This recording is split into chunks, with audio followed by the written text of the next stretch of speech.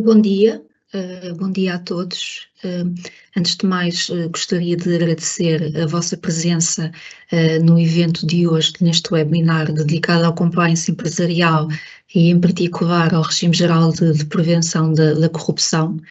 Também quero aqui agradecer, na pessoa do Gustavo, à Formalize, com quem faremos este evento em parceria.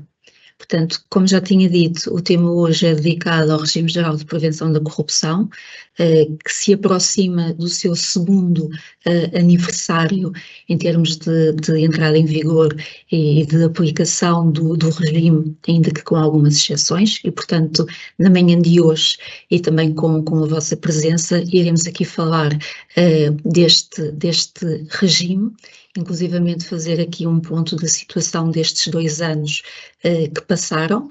Vamos rever os instrumentos do programa de cumprimento normativo que está, portanto, que está previsto no regime geral de prevenção da corrupção, e também abordaremos o papel do MNAC em termos de implementação deste regime e das ações que têm vindo a ser feitas até ao momento, sendo que a sua instalação definitiva ocorreu há pouquíssimo tempo. Bem, vamos então começar. Eu vou partilhar convosco uma apresentação. Nós, no final da manhã de hoje, depois das apresentações, dedicaremos aqui um espaço para perguntas e respostas. Portanto, estejam à vontade para colocarem no chat as dúvidas, algumas perguntas, esclarecimentos, partilha também, porque estes eventos também servem exatamente para isso, para partilha de conhecimento. E, portanto, dedicaremos aqui cerca de 20 minutos a responder às vossas questões e também a ouvir-vos na medida do possível, uma vez que esta partilha terá que ser feita por escrito, dado aqui ao formato do evento. Vou partilhar a apresentação.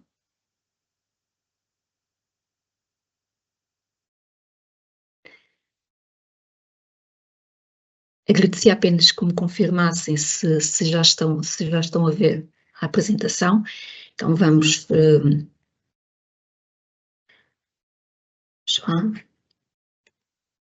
Portanto, temos aqui, no fundo, os principais temas, e eu na introdução já falei que serão abordados no evento de hoje. E vamos começar, obviamente, por uma introdução ao regime geral de prevenção da corrupção, que é o papel do MNAC e ao programa de cumprimento normativo.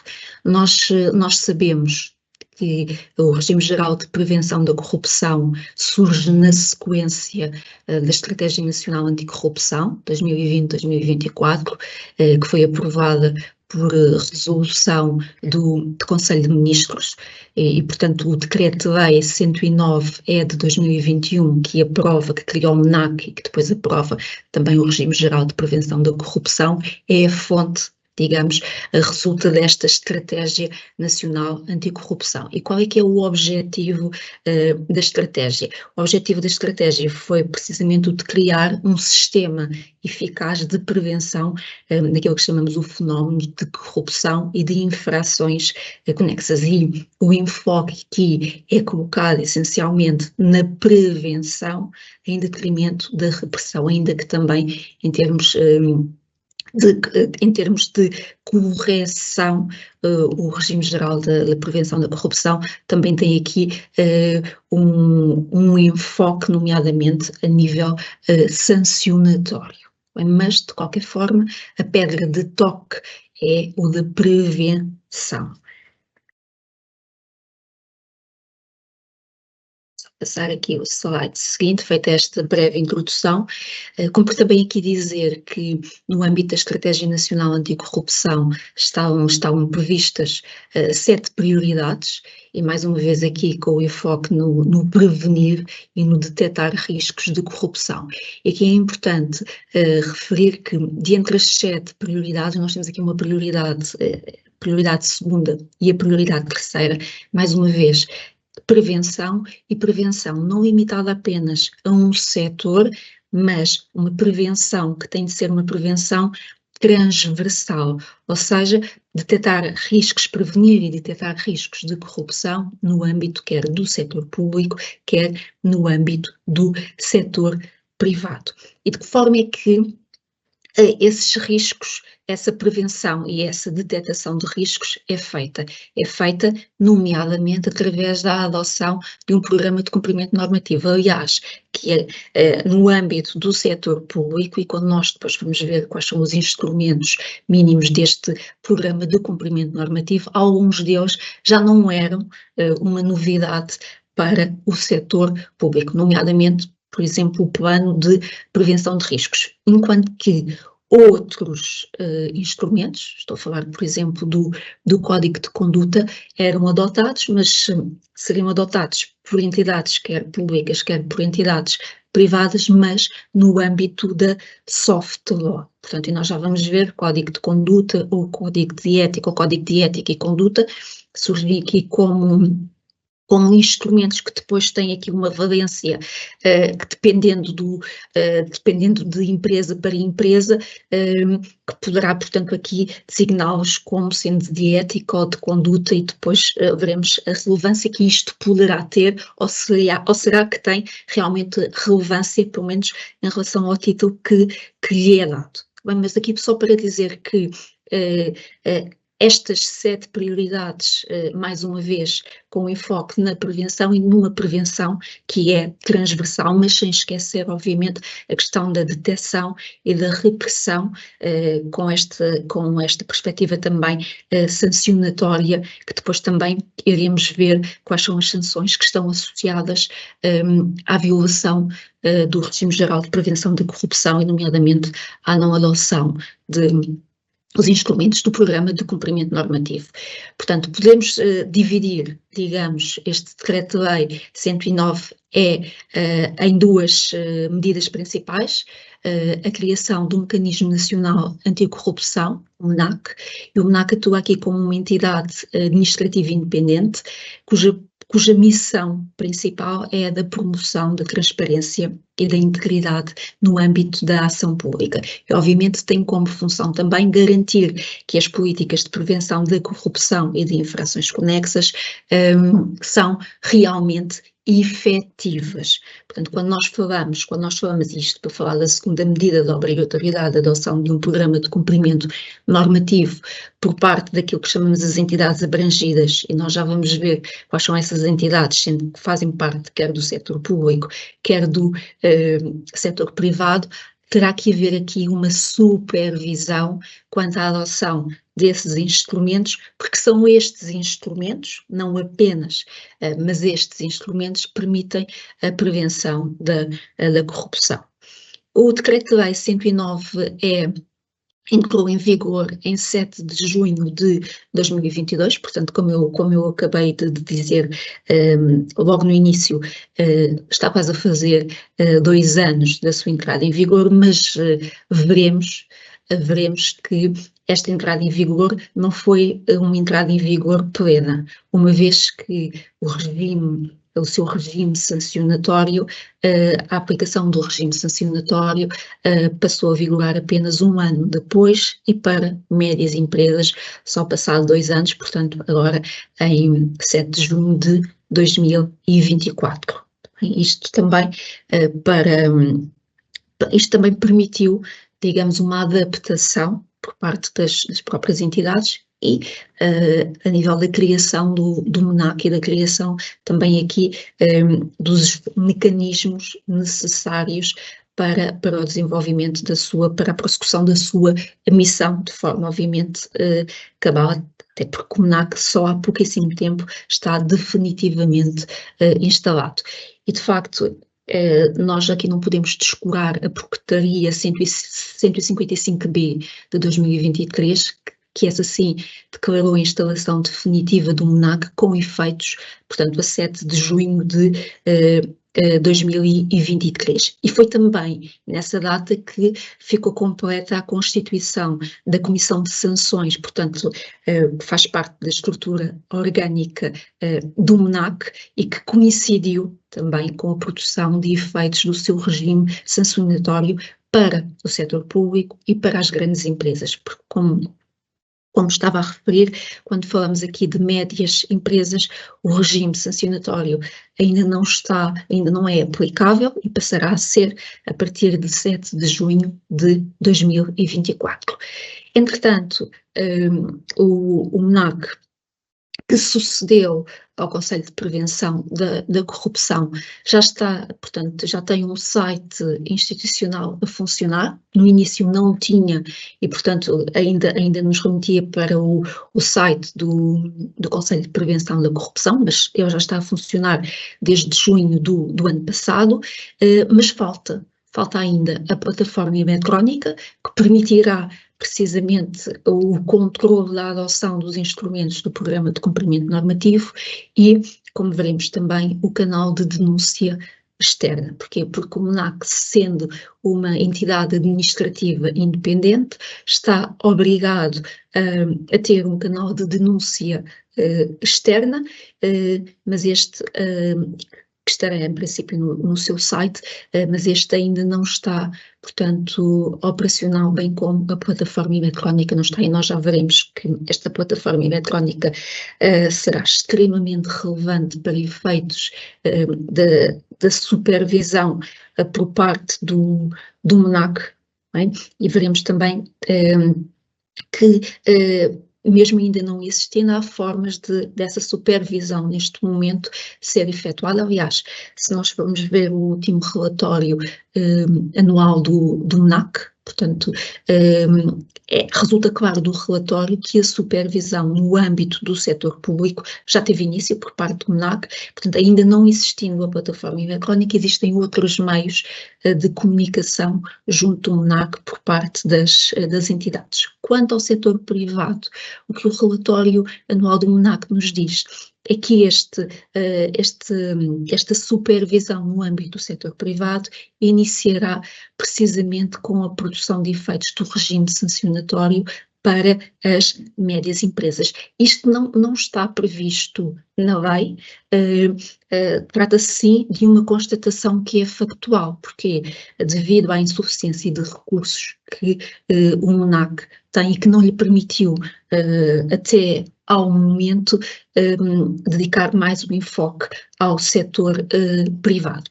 Mas é uma entidade que tem pouco tempo, portanto tem cerca de um ano de instalação definitiva e, portanto, as coisas fazem-se gradualmente. Mas com isto eu quero dizer que se até aqui poderia não haver a preocupação por parte das empresas, e nomeadamente por parte das médias empresas, de que não estaria em vigor ainda o regime sancionatório, de que o MNAC não estava ainda operacional, esta realidade vai mudar ou está prestes a mudar.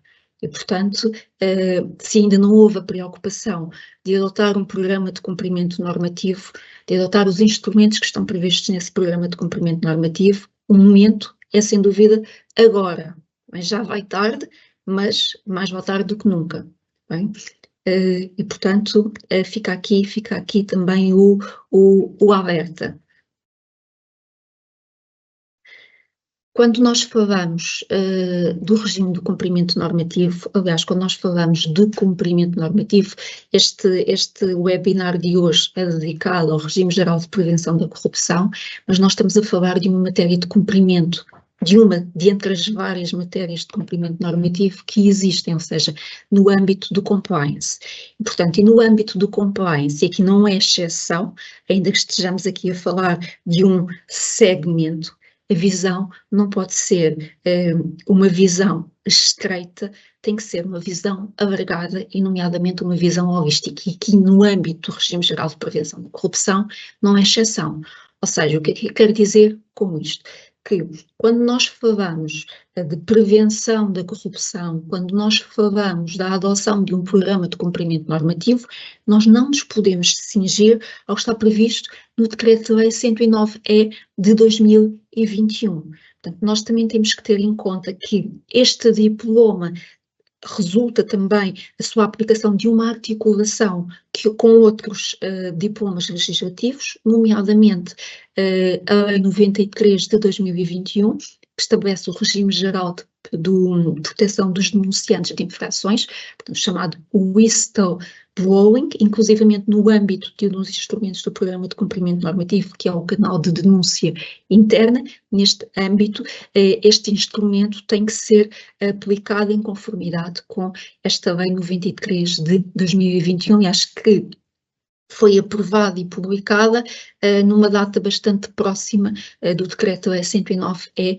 de 2021. Depois também não esquecer que, por volta da mesma altura, dezembro de 2021, foram aprovadas as medidas previstas na Estratégia Nacional Anticorrupção, o que levou a uma alteração, quer do Código Penal, quer do Código de Processo Penal, quer de leis conexas. Portanto, e nós estamos aqui a falar no âmbito de hard law, mas a verdade é que quando nós falamos também de cumprimento normativo, nós também não nos podemos esquecer do âmbito da soft law. E eu relembro que o NAC, que já tem o seu site operacional, já produziu um conjunto de guias, nomeadamente no âmbito dos instrumentos do Programa de Cumprimento Normativo, e esses guias podem ser extremamente úteis para a adoção de cada um dos instrumentos do Programa de Cumprimento Normativo. Tem inclusivamente um guia de âmbito mais geral e depois guias específicos para os instrumentos, para cada um dos instrumentos do Programa de Cumprimento Normativo. Portanto, nós estamos a falar também aqui do âmbito de soft law, não se resume a isto, obviamente, mas aqui também com a relevância que lhe tem que ser, obviamente, dada. Portanto, falamos então aqui da aplicação do regime geral de prevenção da corrupção, e afinal este regime geral de prevenção da corrupção, que obriga a adoção de um programa de cumprimento normativo, é aplicável aqui a entidades.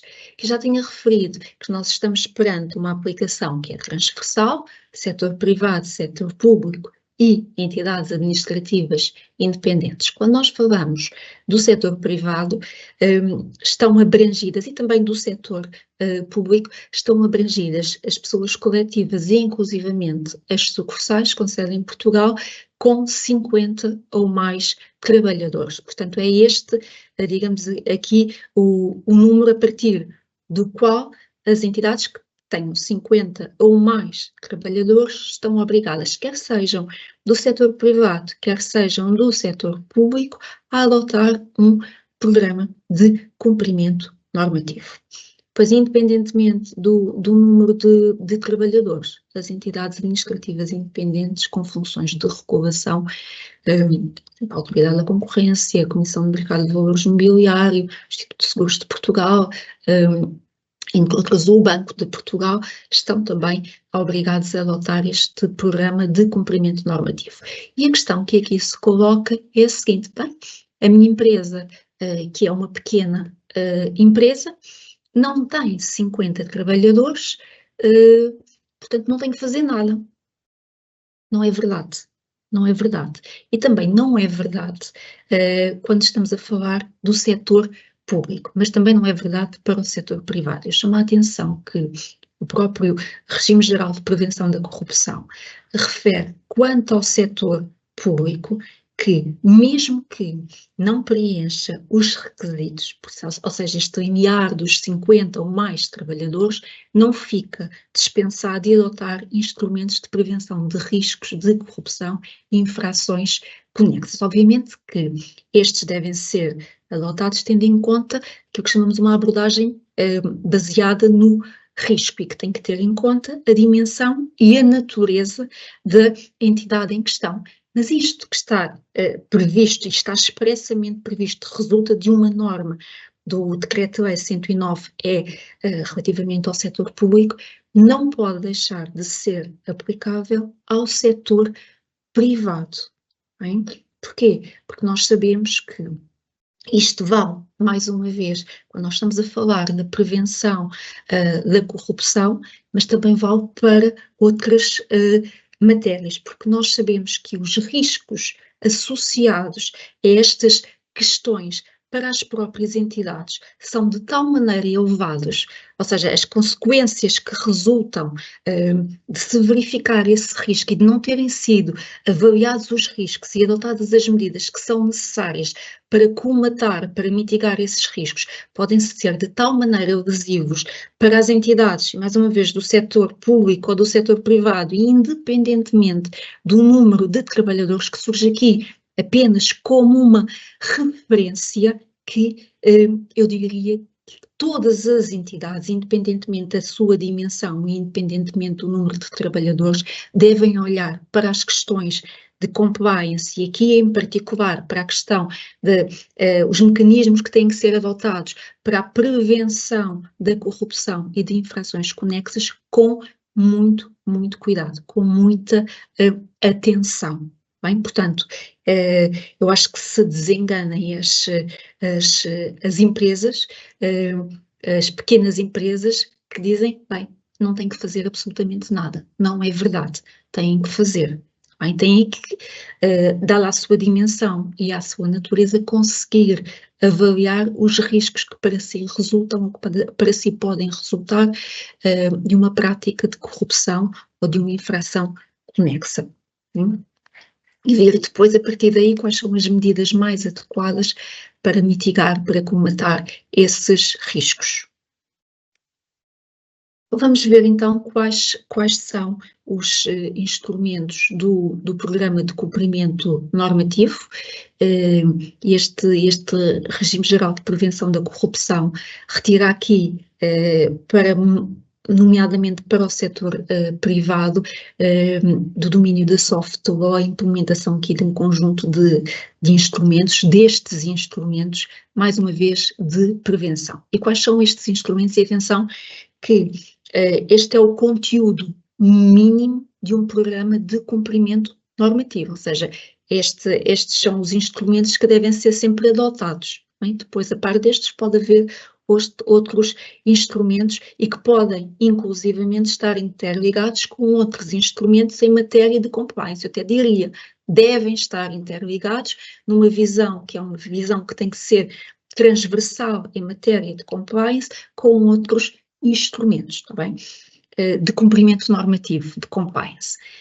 Centrando-nos no regime geral de prevenção da corrupção.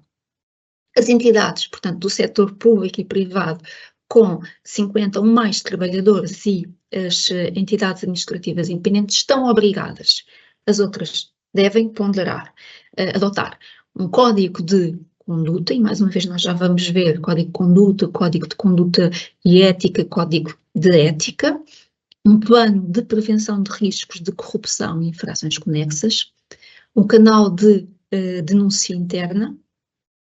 Pois é importante que no âmbito, portanto, destes instrumentos haja um sistema de avaliação periódica, existem procedimentos e sistemas de controlo interno, existe nomeadamente uma prevenção de conflitos de interesses, bem como procedimentos de avaliação prévia de terceiros. E estes procedimentos de avaliação prévia de terceiros, nós sabemos que cada vez mais, independentemente da dimensão das entidades, são extremamente relevantes para efeitos, nomeadamente, de contratação, para efeitos de competitividade das empresas num próprio mercado. E, obviamente, que uma empresa, independentemente do número de trabalhadores, se tem um conjunto de instrumentos de compliance que adota, que implementa, que não são apenas instrumentos que estão formais, que estão no papel. Portanto, sem dúvida que terá aqui uma vantagem competitiva relativamente a outra empresa, que se calhar até tem os mais trabalhadores, que tem bem mais meios, mas não garante que existem determinados riscos que foram acautelados e que estão determinadas medidas a serem implementadas para prevenir esses riscos. E nós sabemos que quando grupos, nomeadamente de natureza considerável, multinacionais, contratam, ainda que seja pequenos operadores, esta questão é muitíssimo relevante, e pode ser um fator de exclusão na contratação. Portanto, também chamo aqui a atenção para esta questão do procedimento de avaliação prévia, nomeadamente de due diligence que tem que ser feita relativamente a terceiros. Não é propriamente um instrumento, mas associado à adoção e ao cumprimento destes instrumentos, nós temos o responsável pelo cumprimento normativo. Esta figura, digamos, não é, aliás, nova, até porque nós vemos, quer no RGPD, no Regulamento Geral de Proteção de Dados, a figura do DPO, portanto, do encarregado de proteção de dados, e que também tem, portanto, há aqui um papel que é, eu não diria que é semelhante, mas há aqui um paralelismo, pelo menos formalmente, e na necessidade de existir uma entidade ou de existir uma pessoa que dentro da organização consiga controlar a aplicação destes instrumentos. Mas, mais uma vez, e também isto se verifica, por exemplo, a nível da prevenção do branqueamento de capitais, em que também existe esta figura do responsável pelo cumprimento normativo. Mas, mais uma vez, não cabe apenas ao responsável pelo cumprimento normativo redigir, aliás, eu diria que nem cabe, redigir o código de conduta, redigir o plano de prevenção de riscos, ver qual é a melhor solução do canal de denúncias, dar formação, que há pouco não tinha referido, e sensibilização aos colaboradores, sendo que tem que haver também um plano de formação nesta matéria enquanto instrumento do programa de cumprimento normativo. Não compete só ao responsável pelo cumprimento normativo zelar pelo cumprimento, pelos instrumentos do programa de cumprimento normativo. Esta é uma ideia errada e é uma ideia que tem, em vista que só um é responsável. Portanto, e esta visão também é uma visão incorreta quando nós estamos a falar de compliance. Porque quando nós estamos a falar de compliance, mais uma vez aqui friso, ele tem que ser transversal a toda a organização e, portanto, todos e cada um são responsáveis por implementar estes instrumentos e por aplicar estes instrumentos, por conhecer estes instrumentos, bem? E portanto, atenção, quando há aqui um sobrecarregar de responsabilidades, e passo o pleonasmo, no responsável pelo cumprimento normativo, quando a sua função não é essa. Está bem? Deve, obviamente, verificar e zelar pelo cumprimento destes instrumentos no seio da organização, mas em conjunto, como um todo, com todos os colaboradores da organização e com a direção de topo, que aqui tem um papel também extremamente relevante em matéria de compliance, nomeadamente em matéria de prevenção da corrupção. Bem, portanto, são estes os principais instrumentos e meios do programa de cumprimento normativo que são exigíveis, como já tinha dito, a entidades com 50 ou mais trabalhadores do setor público e privado e, atenção, às restantes entidades que não preenchem este limiar, que também terão de adotar sob pena de perderem aqui competitividade e serem excluídas face a outras entidades que cumpram estas salvaguardas. Passemos então ao primeiro dos instrumentos, o Código de Conduta. E nós na Estratégia Nacional de Combate à Corrupção, o Código de Ética ou de Conduta, depois na versão do Regime Geral de Prevenção da Corrupção, foi com o Código de Conduta. Há aqui, para alguma doutrina, eu não sei se posso chamar doutrina, mas eu diria que sim, a expressão que é usada, Código de Ética, ou Código de Ética ou de Conduta, ou Código de Ética e Conduta, para alguma doutrina é considerada relevante. É relevante a expressão a adotar. Aqui, obviamente, há aqui divergências que há quem considere que não tem relevância o título que lhe é dado, portanto, que tem relevância o conteúdo.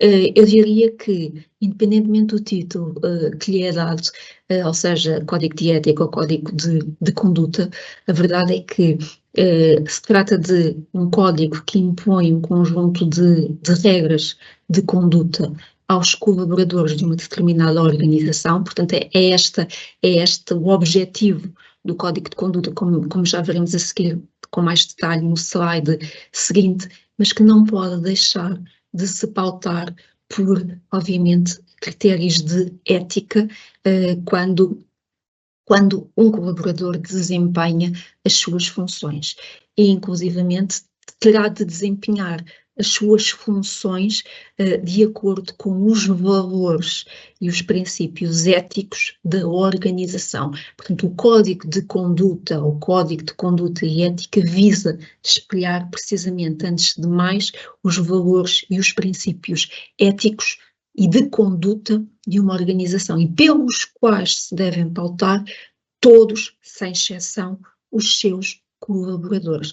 E nós já veremos que este é um instrumento que é extremamente relevante. Porquê? Porque ele próprio tem efeitos não apenas na esfera interna, mas também na esfera externa, no que diz respeito à organização. Porquê? Porque é verdade que pelo Código de Ética e Conduta, ou Código de Conduta, estão vinculados os seus colaboradores desde o topo. Portanto, aqui inclui, obviamente, os cargos de a gestão do topo, os cargos de direção, portanto, independentemente da posição hierárquica, mas também tem um reflexo no posicionamento da própria organização perante a sociedade em geral e perante terceiros. Bem?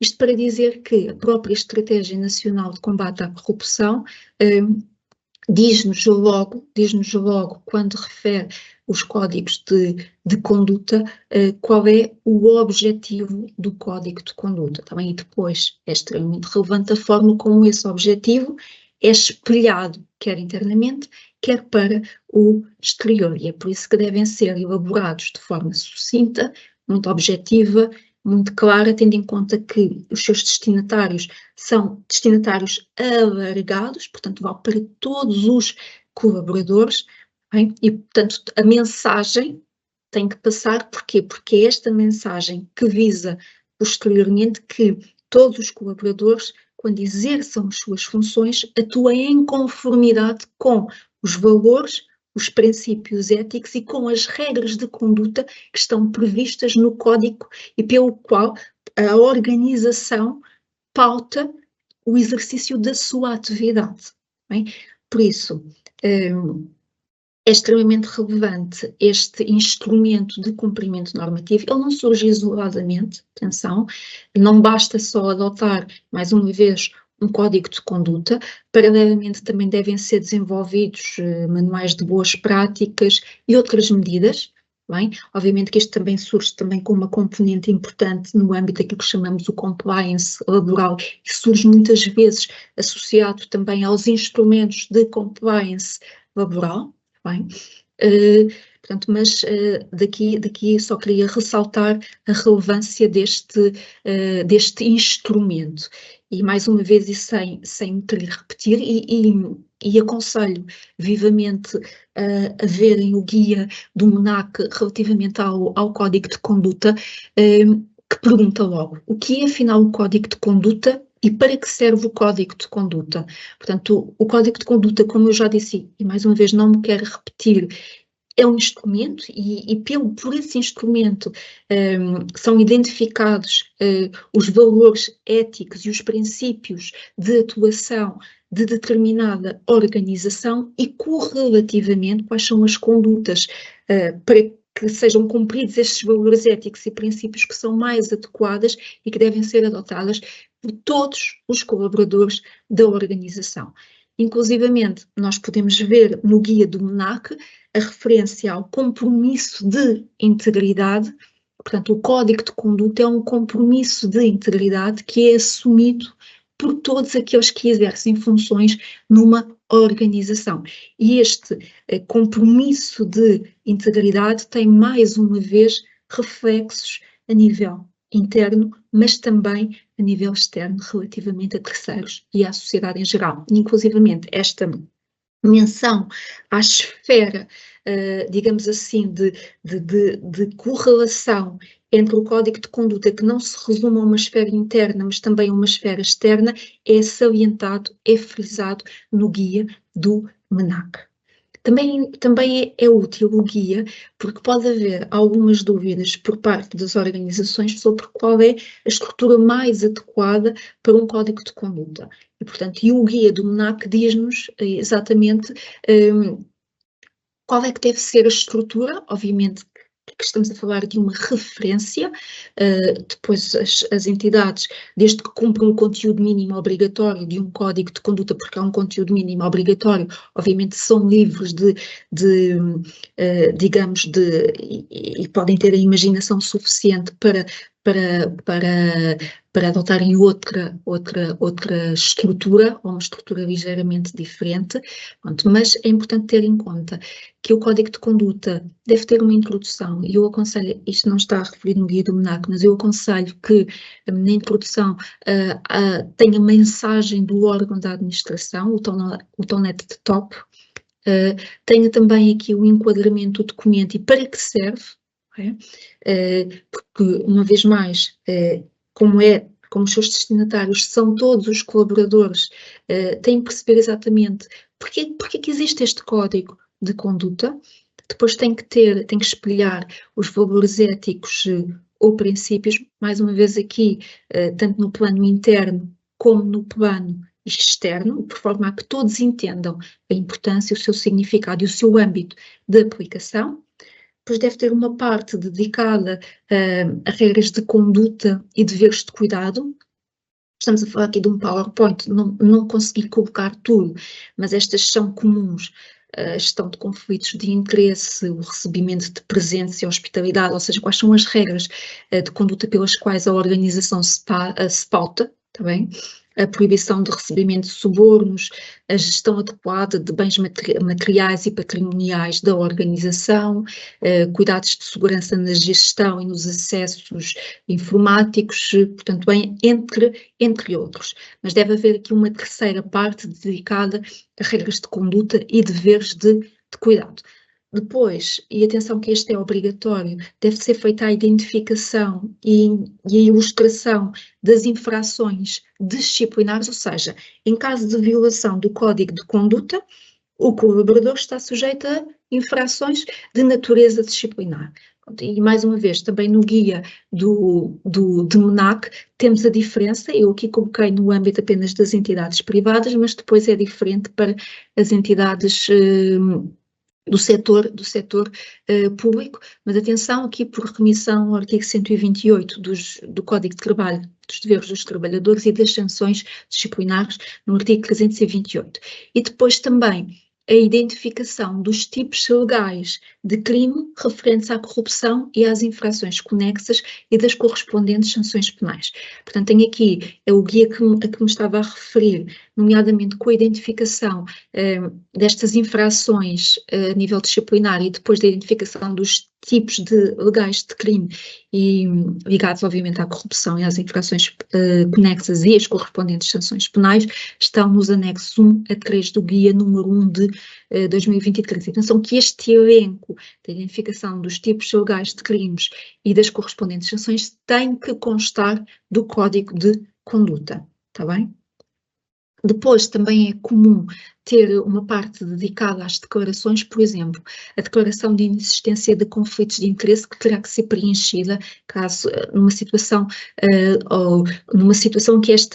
em que esta questão se coloque, ou solicitação de escusa por conflito de interesses, ou um pedido de autorização para a acumulação de funções, ou outras minutas de declarações que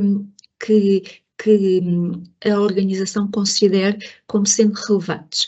Não faz parte, esta última, o relatório de infração, não faz parte do conteúdo do Código de Conduta, mas quero aqui chamar a atenção que, para efeitos de controle interno, e caso ocorra uma infração ao Código de Conduta, deve ser elaborado um relatório por infração do qual conste a identificação das regras que foram violadas, qual foi a sanção aplicada, bem como as medidas que foram adotadas ou que serão adotadas face à infração que foi cometida. Bem? E, portanto, este é o conteúdo mais o relatório por infração, é o conteúdo mínimo obrigatório de um código de conduta. As entidades abrangidas, quer públicas, quer privadas, estão também aqui obrigadas a assegurar a publicidade do código de conduta aos seus trabalhadores e, portanto, esta publicidade deve ser feita pelo site internet, se existir, ou pela intranet também, se existir. E há um prazo de comunicação, que é de 10 dias contados da implementação do Código de Conduta ou das respectivas revisões, porque o Código de Conduta deve ser revisto de 3 em 3 anos, ou caso aconteça alguma alteração substancial a nível da organização, quando ocorre essa alteração. A nível das entidades públicas, há aqui uma obrigação de informação acrescida, eu diria de reporte. Porquê? Porque as entidades públicas que estão abrangidas têm que comunicar o código de conduta e o relatório de infração ao MNAC aos membros do governo responsáveis, quando isto se aplica, obviamente, pela respectiva direção, superintendência e tutela e aos serviços de inspeção da respectiva área governativa.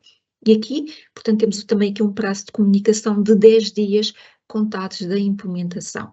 E é por isso que é extremamente relevante neste âmbito a plataforma eletrónica que será criada e gerida pelo MNAC. Mas enquanto ainda não está criada esta plataforma, que se espera para breve, as entidades públicas podem reger-se, devem, aliás, reger-se como forma de comunicar com o MNAC pela recomendação número 2 de 2023 do MNAC, que diz exatamente como é que é feita esta comunicação enquanto não está criada a plataforma eletrónica. Para concluir, para não ultrapassar demasiado o meu tempo, mais uma vez, revisão do Código de Conduta a cada 3 anos ou sempre que ocorra uma alteração nas atribuições ou na estrutura orgânica ou societária da entidade e que justifica, obviamente, a revisão do Código de Conduta. Uma coisa que eu aconselho sempre, identificar a versão do Código de Conduta, se é a primeira, versão 1.0 e a data da elaboração. Isto é relevante porque permite, imaginem novos colaboradores que entram na organização, não é? Permite saber exatamente qual é a versão do código de conduta que se lhes aplica ou quais são as versões que já existiram anteriormente. Bem, portanto, é um exemplo apenas, mas que aconselho sempre esta identificação.